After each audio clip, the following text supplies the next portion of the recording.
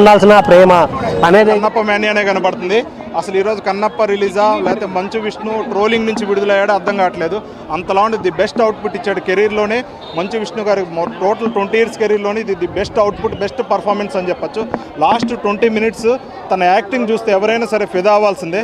మన సినిమా వచ్చేసి ఒక నాస్తికుడిగా ఉండే ఒక హీరో చివరికే శివుడు భక్త కన్నప్పగా ఎలా మారాడు అనేది సినిమా మొత్తం చూపించారు. మంచి సోషల్ మెసేజ్ కూడా సినిమాలో చూపించడం జరిగింది.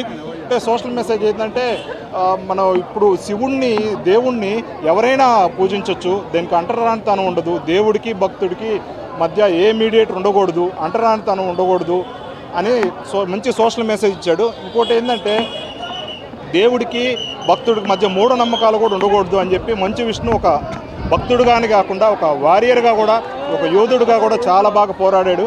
చాలా మంచి సినిమా అనిపిస్తుంది ఇది మాత్రం. కాకపోతే ఫస్ట్ హాఫ్లో చాలా వరకు మైనస్ ఉంది. అన్వాంటెడ్ సీన్స్ చాలా వరకు తీసేసి ల్యాగ్ అనేది ఫస్ట్ హాఫ్ అంతా ల్యాగ్ అనిపించింది. ఒక మాటలో చెప్పాలంటే చాలా వరకు సీన్లు తీసేస్తే సినిమా మరో లెవెల్లో ఉండేది అనిపించింది. సెకండ్ హాఫ్లో లాస్ట్ 1 hour మాత్రం సినిమాకి హైలైట్. ఆ 1 hour సినిమా కాపాడుతుంది అనిపిస్తుంది.